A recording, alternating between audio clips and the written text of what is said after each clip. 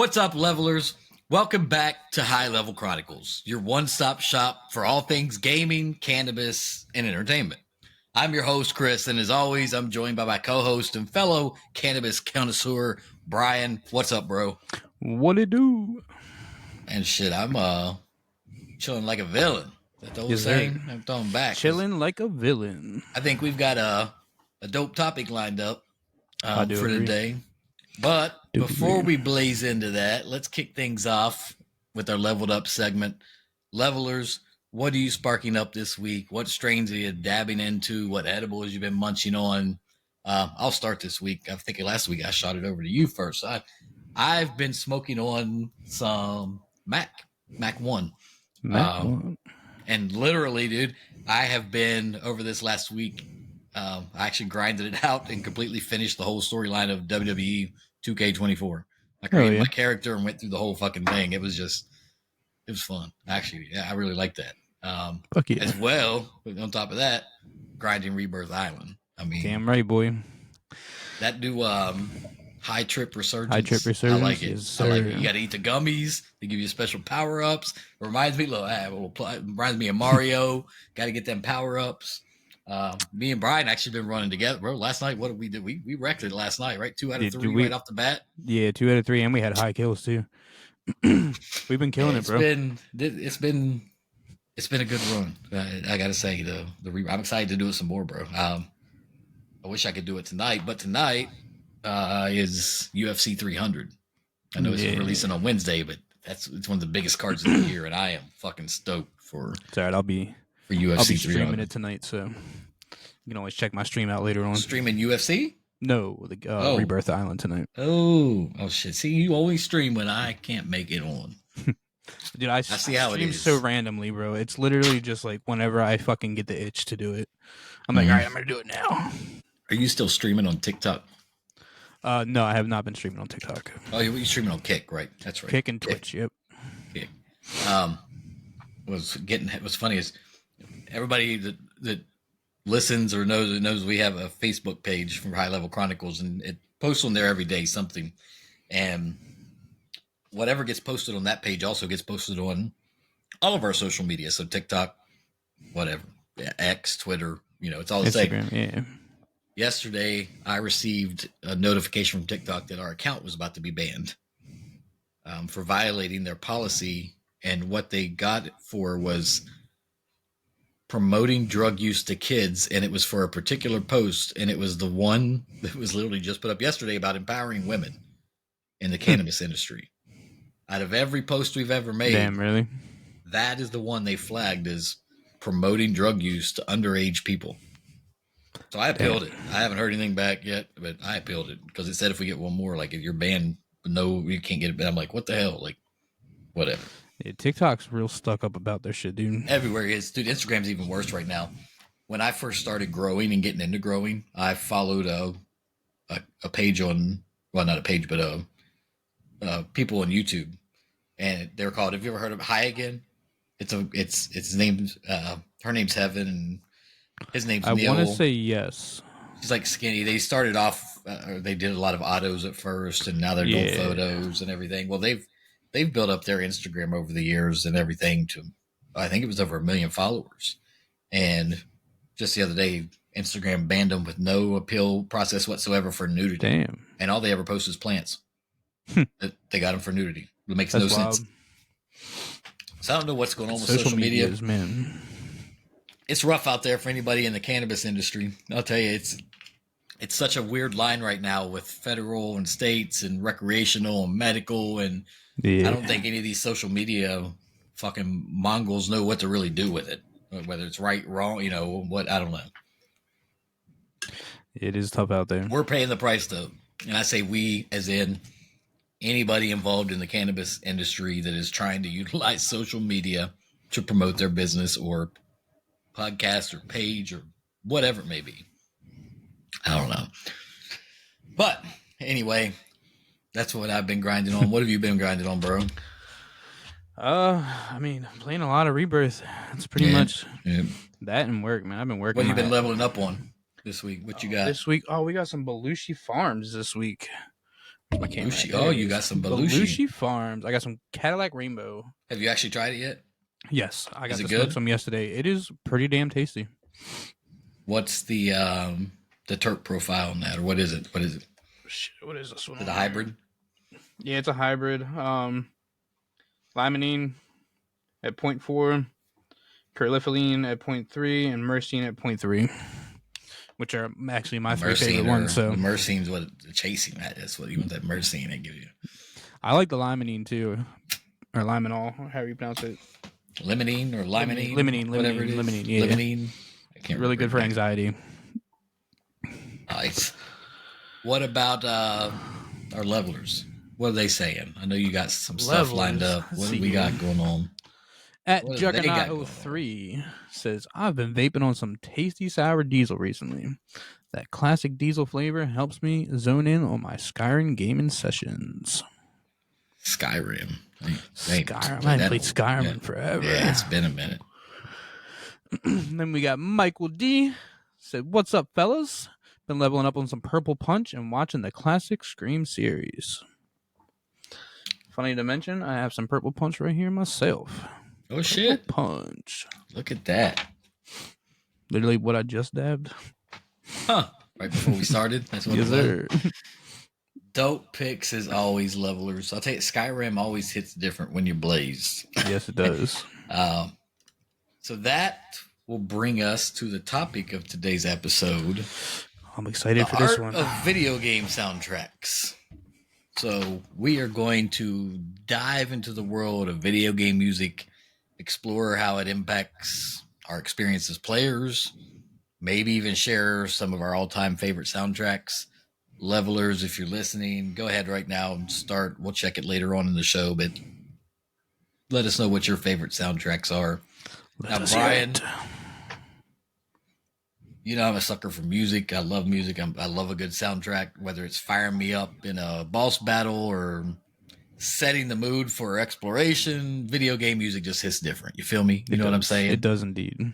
Like, I mean, whether you're taking down a raid boss in Destiny or exploring landscapes of like Breath of the Wild or just chilling at your Xbox home screen, right? I mean, video game music is an integral part of shaping your experience. Actually, last night, bro, that one game we lost, we're like, what's going on? Why are we playing so bad? And we're like, we ain't got no fucking music. We need some music going to get us going. After that, you know, we got the right mindset. So it might not just be a soundtrack, but just music in general, yes, you know, around gaming. But the right soundtrack, when you're actually talking video games, the right soundtrack can amplify the emotions. It can intensify the action, elevate an already awesome game to, you know, masterpiece status. Can also kill a game too. It can. Like you just, you know, a truly iconic soundtrack can make or break a game. Yes, it can. It sets the tone, ramps up tension, leaves you humming those tunes long after you put down the controller sometimes. I mean, it's music is a powerful tool that the developers use and have started, especially recently, I feel, since over the last 10 years or so, really picking up on using it to guide our emotions and enhance the gameplay experience overall. Yeah. Right? I mean, it's like a secret language that the game speaks to you. And intro songs, man, like that first screen intro song, a lot of games are starting to pick up on really good music to that. Like I remember back in the day just skipping through all the intros because it was just boring. Now I'm sitting there jamming out to the song like, hell yeah, listen to it and realize what's going on. Yep. Yes, sir. It's not just intros though. You know, it's on a more technical level when you actually think about the game from the intro and while you're driving through it, whether majorly talking campaign here, because in multiplayer you're not going to have a lot of music and soundtracks, right? I mean, you have some, but not a lot. But it can be used. Music is used to signal upcoming events. Yes. Changes in the environment. You know, like that ominous music you hear usually right before you walk into like a boss room, right? I mean, or like it's not there by accident. Yeah. You know what I'm saying? It's put there. It's a warning label. It's put there purposely. think about some of the most iconic games from our childhood. I mean, Super Mario, Zelda, Final Fantasy. Sir. Final Fantasy. Their soundtracks are ingrained in our memories just as much as the gameplay itself. Fallout, dude. that And good old of Fallout, swing jazz music, man. Have you watched the show yet? No, I have not. I haven't either. Yet. Everybody says it's really good. And I've heard. I've heard good and bad, but mostly good. But anyway, I don't want to get too off track here. But that music, you're talking about those create such a strong emotional connection, especially those classics for when you remember your first game that you really dove into. You know what I'm saying? These composers of that, though, they help cement the idea that video game music is really kind of like an art form in itself, right? I mean, like Final Fantasy fans have been known to buy the soundtracks independently and listen to them outside of the games. The seamless blend, you can say, of different genres and musical styles is a huge part of the appeal too, from like the orchestra style, right, to rock to electronic and everything in between. It's like the composers for those classic games were able to tap into something primal with their music compositions. And I wonder if any of them were ever taking anything. You know what I mean? Maybe I'm sure some psilocybin, sure they some were. Cannabis, My son, when he was wee little baby, I used to put on the Zelda lullaby for him. Really? And that used to help him because I'm hearing it now just as it's playing. Yes, sir. That was like my go-to for him. I don't know why. It worked though, and I freaking love it. That's awesome. Even with going back Zelda, even with 8-bit and 16-bit limitations, they were able to craft these amazing earworms that stuck with you. Yes, a lot. Freaking Space Invaders. Space Invaders. Invaders. I was thinking of the overworld theme in Super Mario Brothers. Okay, like it's so damn catchy. Perfectly like that lighthearted adventuring vibe, you know what I'm saying? But Space Invaders, I didn't even. Dude, Space Invaders was the very first game to ever have background music that played through the whole game. Really? Yes. That's an interesting fact. Didn't know that. And it played on a loop. Facts you didn't know you needed to know. 1978. Man, and then digging into the history. As that gaming technology advanced, so did the complexity of the soundtracks, right? I mean, those composers were able to incorporate like real recorded instruments and higher fidelity audio and everything else. To breathe more life and nuance, into their musical landscapes. You know what I'm saying? It's like I think we've reached a point nowadays, talking present time, where some of the biggest names in films have done video games. And for anybody that, I don't even know if you know all these, Brian, but I'll be straight up here with you all. I actually have this written down because I didn't know all of these until I started digging more into it. I knew a couple, not all, but like Hans Zimmer. Hans Zimmer did the Dune movie soundtracks. Yes. He did Pirates of the Caribbean, Gladiator, and then what? He did fucking COD, Assassin's Creed. I mean, and then you have Danny Elfman, who did all the Fable games soundtracks, as well as soundtracks for movies like Tim Burton, all of Tim Burton's movies. Nightmare Before Christmas, one of my all-time favorite fucking movies. All the music for that, Charlie and the Chocolate Factory. I mean, we're talking high-level composers, and the legendary John Williams, which, I mean, you look over who did the Star Wars soundtrack and Jurassic Park. Star Wars and Jurassic Park did soundtracks for almost all the Star Wars games, and even like the Lego Batman games. And I'll tell you, bro, that really speaks to the industry's growth and how integral soundtracks are, to the artistic vision of the games. You're getting even awards for it now. What about the composer that won a Grammy for the Assassin's Creed soundtrack? Who was that? The Assassin's Creed Valhalla, Stephanie Ikonumu. Oh, Valhalla. So I was going to say, I know. It was more recent, but don't have a date on that for you. But I think she did win a Grammy for that, though. I think one game that perfectly exemplifies the powerful role of music in bringing the world to life is Halo.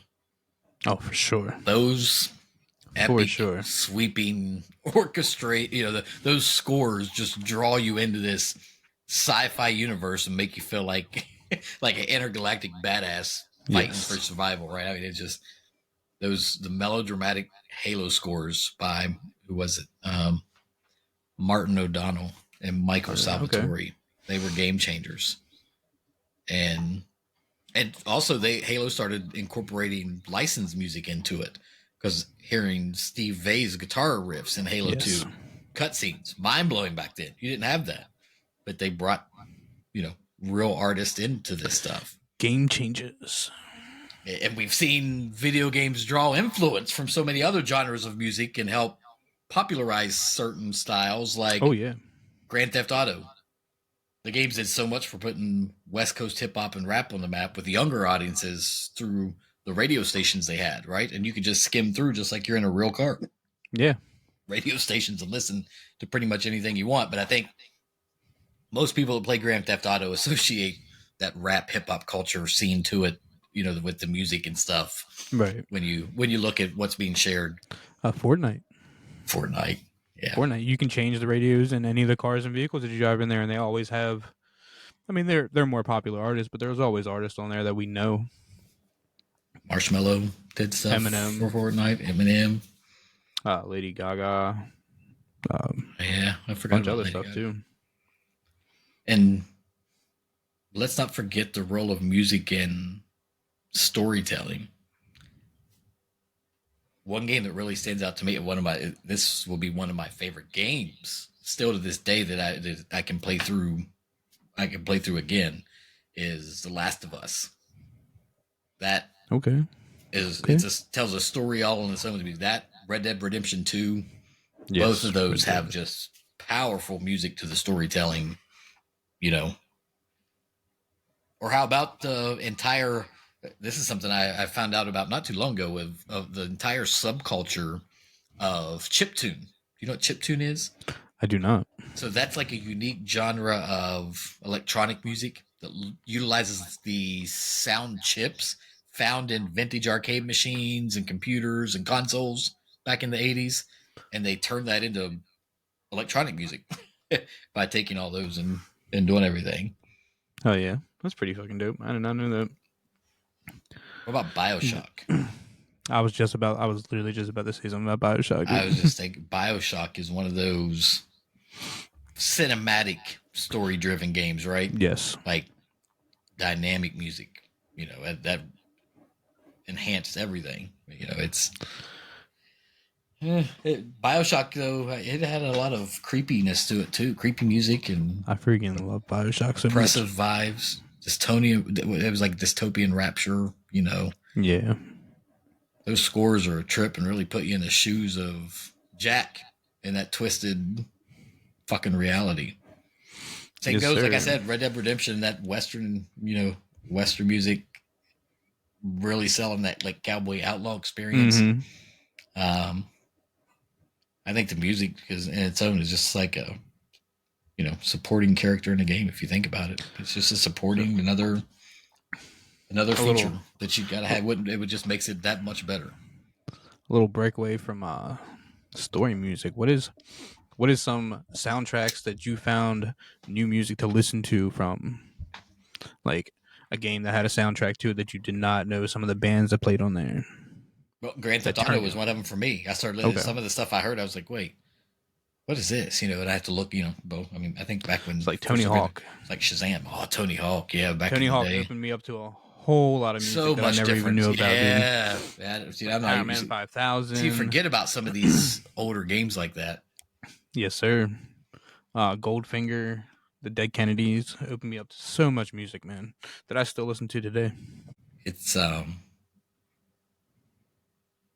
definitely music, especially if you're a music head. I mean, yes. If somebody was to look at my Spotify playlist or YouTube playlist or whatever, it's just anything and everything you can think of just mixed in. Even my wife was like, "See, I got too much OCD for that. I got playlists that are Johnny related,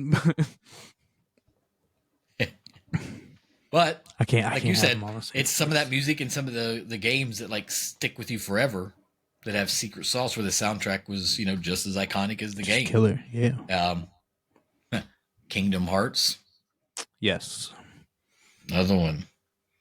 What was that guy's name? Yoko. What was his last name? Yoko. I know it was Yoko something. I don't know Yoko his name. Shimamori. But the Kingdom Hearts scores, those, you know, perfectly capture the crossover like Disney Square stuff. You know, Disney Square magic. And we go on forever dissecting amazing video games and composers and soundtracks, right? There's like, so many. It's a never-ending list, but some of the one, I mean, it's just from the vintage retro to these. Like I said, these mod we did miss was Koji Kondo, which was the composer for 95% of Nintendo games, backing all the way from the original Nintendo up. Mario, right? Yep. Original Mario. Super Mario Bros. He also did The Legend of Zelda.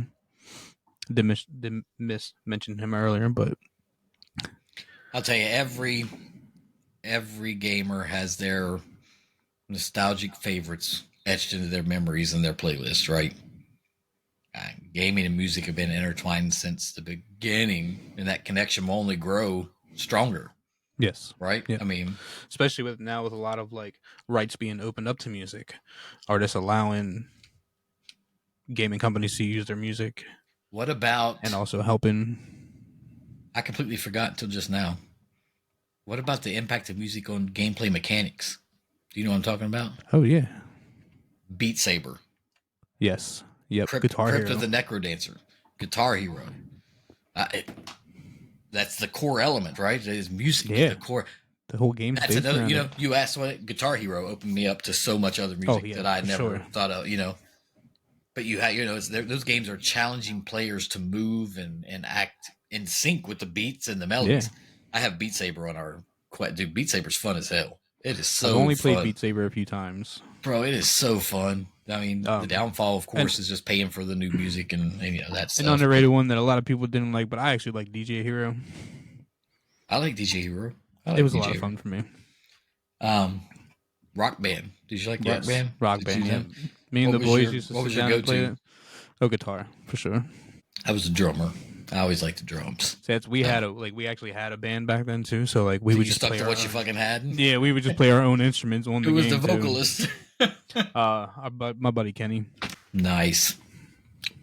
I tell you what, man. Let's jump over. Let's see what some of our levelers out there are saying about their favorites. Let's hear it. Let's pull up some of the comments. I have no self-control. One says Donkey Kong Country 1 and 2. They have some of the most beautiful compositions I've ever heard in a video game while having some of the most difficult platforming. Okay. That's solid. Solid on that. Original Fun Username 1 says Minecraft's Volume 1. I don't even like Minecraft, but the music alone is really good, and it's rather short for an OST, so it works very nicely as a full album. I'm not a Minecraft person. I've never... Neither am I. Never really got into it. My son has tried, but I didn't. Yeah.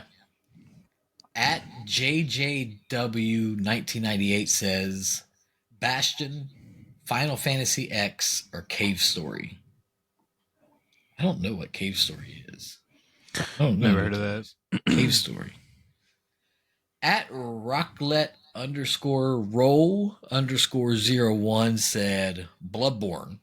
That's a good one. The boss themes of Ludwig, Lawrence, Lady Maria, the Orphan of Cause, the Cleric Beast, German, all are so incredibly well crafted. The ambience music is haunting and just suits the world and atmosphere of the game perfectly. Hell, just listen to the menu theme, LMAO. That's what you say. You know, sometimes just starting up. And one last one from at Alternative-2001 says Wipeout 2097 and Wipeout 3. Both of those soundtracks bring me back the good old memories of playing these games via PS1. When I was a child, I discovered most artists that I had never heard before, which we were just talking about, with the likes of Prodigy, great band, Chemical Brothers, Orbital, Underworld, and many others, and they turned out to be one of my favorites. still listening to this day. Such a brilliant discovery. Hell yeah. That's awesome. Yes. It's music is the ultimate vibe amplifier. And we see its storytelling powers in full display in the video game realm. You know what? Wrapping this up, let's try to sum up some key ideas on why soundtracks are pivotal to crafting, that experience. For me, the soundtracks, tap into deep emotional resonance and nostalgia in a way other media can't quite match, right? So the music becomes linked to the interactive experience of playing the game itself, triggering personal memories, connections, like I said earlier, that stick with you well beyond beating that final boss, whatever. The future of video game music is incredibly exciting. And I can't wait to see what, innovative soundtracks and musical experiences await in the coming years. It's only, Indeed. like we said, it's only growing. We're getting more and more composers. So you know what? I'll just do a little here. Look, I'm going to spark this one and just say, here's to the composers and the musicians crafting the soundtracks that take our gaming highs to even higher levels. That's all I'll say about that. Hell yeah. What do you got, bro? Any final? A lot for me is like a lot of the games, the soundtracks really draw me into the game. That Absolutely go into a higher level tier enemies, and the music starts getting upbeat and or more intense, and then I'm all hyped and everything like that, and start sweating and shit and get all into it and everything. That's the shit I live for, man. Especially like playing Call of Duty, I always got some music playing in my headphones, which you guys can't hear, but the worse I'm playing, the better music I'm putting on. See, it's crazy how well how you can hear us, as I say us as in your squad here, talking to you as you can listen to music. Like, yeah, I can't really do all that. So I offset them. So music will play through one ear and your voices play through the other ear. So I can hear them clearly on both sides. I can't because I got to have, I have my 360 surround, so I got to know where the footsteps are coming from, which side. Yeah, so my game sound is on both sides, in both sets. Just my voices come through one side and music comes through the other, and then my game surround sound. Oh, got you. That's how I'm able to do all of it at the same time. I still think it would mess with me. I don't know. But plus, I move so damn much, especially in COD. Like, I'm never sitting still. I'm always moving. Yeah. I don't know if you noticed, but I run fast. you're the one that run slides. Yes. Run slide. Yep. Run slide. Dive. Run slide. Dive. Run yep. slide. Just run, dive. Run. That's slide. Me. That's all you do. Meanwhile, I'm sitting here looking up top of buildings, like, who the fuck's trying to pick us off? Looking for that sniper glint somewhere. Waiting. Yeah, but see, the crazy thing is I see all that too while I'm doing all this. Well, you can see that, but my mouse is like constantly moving in like a fucking circle or like a figure eight, bro. Like as I'm sliding, I'm looking up behind me and everything else like that, even though it's just for a quick second. I know we're wrapping up here and we got off track, and that's fine. I'm not going to have done with the music part for now, but so speaking of that, what is your loadout? What is your normal, your main loadout for the Warzone? What is your So I usually use the sniper. I use an MC3PR or MCPR 300 sniper. It's a Modern Warzone 2 sniper. Yeah. Favorite sniper in the game. They finally buffed it again, so it's back to being a one shot up to like 75 meters. I think personally, best sniper in the game. It's got the fastest movement, and it's also got the fastest scope in ADS. And then for a backup, I'm either running the MCW, the new assault rifle. So an assault rifle, okay. Yeah, I'm either running that with a conversion kit and a short barrel. So it's more, I'm able to move quicker with it, but I'm still able to get that long distance with it out of the assault rifle. Or I'm running the Wasp 9 SMG for fast movement. I used to use the Wasp 9 was my go-to SMG for the longest on my loadout, but since unlocking that FJX Horse SMG, yeah, the new one, that's what I've been running. But in all honesty, for where I'm running the Striker right now because it's fucking Striker's hand down. It's an all around great gun. Well, no, but the problem is it's they did something to it and it's just overkill. So you can just drop people. Again. Yeah, it's just you can just drop people left and right. They nerfed the Renity into the fucking ground and then they buffed the Striker again. So it got a distance buff, it got a damage buff, and something else. I don't remember what else it got. That's why it's so good. That's why everybody's using it. And I'll tell you what, everybody's using on me last night. What fucked me up a lot was that Core 45. Yeah. I tried using it today, and it just seemed like a regular pit, but they were destroying me with it. So there's definitely leveled up. Mine not. So anyway, speaking of leveled up, I'll have to give you a load out of mine one day to run. That's going to bring us to the end of the episode. Don't forget to hit us on our website, highlevelchronicles.com, any of our socials at HLC Podcast 420. Share what video game soundtracks hold a special place in your heart. Until next week, stay leveled up. We are out.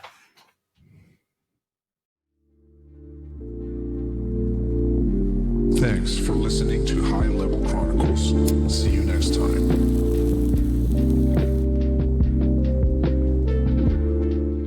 Thank you again for listening to High Level Chronicles.